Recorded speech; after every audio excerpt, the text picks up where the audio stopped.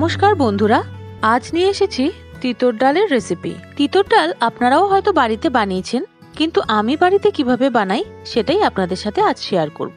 এইভাবে তিতর ডাল বানিয়ে যাদের যাদের খাইয়েছি তাদের প্রত্যেকের খুবই ভালো লেগেছে, তাই আজ আপনাদের সাথে এই রেসিপি শেয়ার করতে চলে এলাম।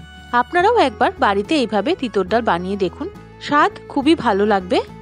যদি এই রেসিপিটা আপনাদের ভালো লেগে থাকে তাহলে ভিডিওটিতে লাইক দিয়ে দেবেন, ভিডিওটা শেয়ার করে দেবেন। যারা এখনো আমার চ্যানেলটি সাবস্ক্রাইব করেননি তাদের কাছে অনুরোধ, চ্যানেলটি সাবস্ক্রাইব করে চ্যানেলটি এগিয়ে নিয়ে যেতে সাহায্য করুন।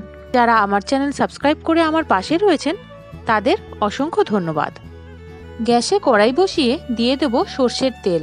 সর্ষের তেল গরম হয়ে এলে উচ্ছেগুলো দিয়ে দেব। ডালের জন্য উচ্ছেগুলোকে গোল গোল করে কেটে নিতে হবে, আর ভালো করে জল দিয়ে ধুয়ে নুন হলুদ মাখিয়ে নিতে হবে।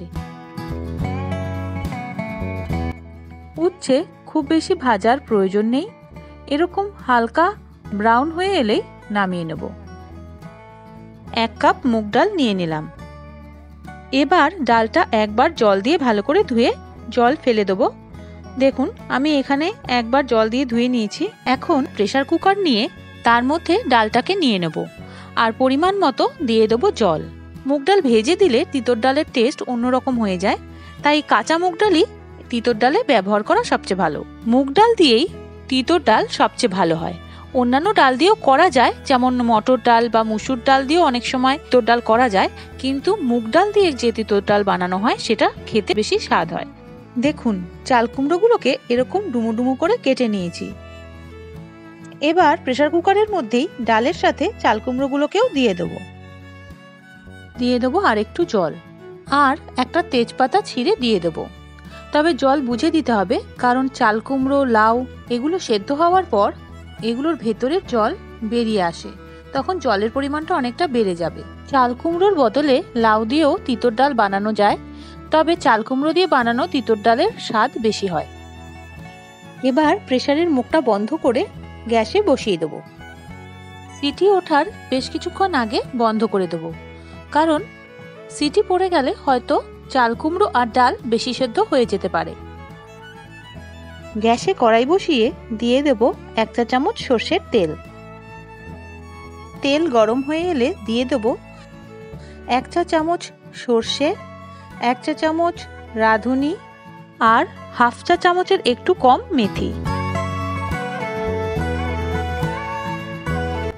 সর্ষে ফুটতে শুরু করলে একটা তেজপাতা ছিঁড়ে দিয়ে দেব। এখন দিয়ে দেব 1 চা চামচ ভর্তি আদা বাটা।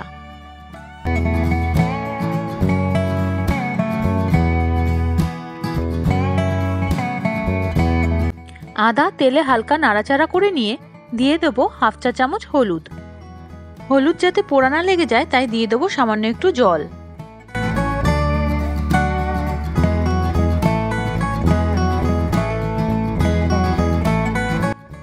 চাল কুমড়োগুলোকে ডাল থেকে তুলে আলাদা করে রেখেছিলাম, এখন এগুলো দিয়ে দিলাম।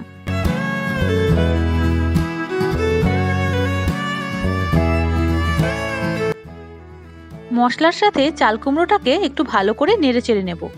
এবার এর মধ্যে দিয়ে দেব ভেজে রাখা উচ্ছে।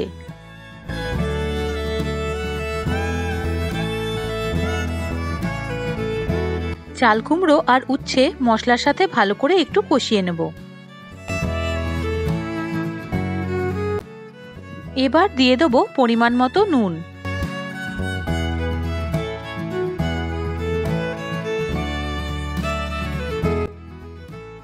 ভালো করে নাড়াচাড়া করে নুন মিশিয়ে দেবো, আর এবার দিয়ে দেবো ডাল।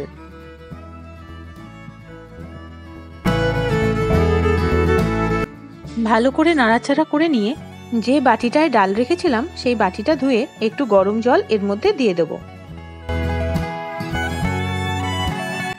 এখন দিয়ে দেবো সামান্য একটু চিনি। চিনি নিজেদের স্বাদ অনুযায়ী দেবেন, যদি চিনি পছন্দ না হয় তাহলে না দিলেও চলবে, কিন্তু শুক্তোর ডালে অল্প একটু চিনি দিলে শুক্তোর ডালের স্বাদ অনেকটাই বেড়ে যায়। এখন একটা ঢাকনা দিয়ে কিছুক্ষণের জন্য ঢেকে দেবো। কিছুক্ষণ বাদে যখন ভালো মতো ডাল ফুটতে শুরু করবে তখন ঢাকনা তুলে ভালো করে একটু নেড়ে চেড়ে দেবো। এখন দিয়ে দেব 1 চা চামচ ভর্তি ঘি।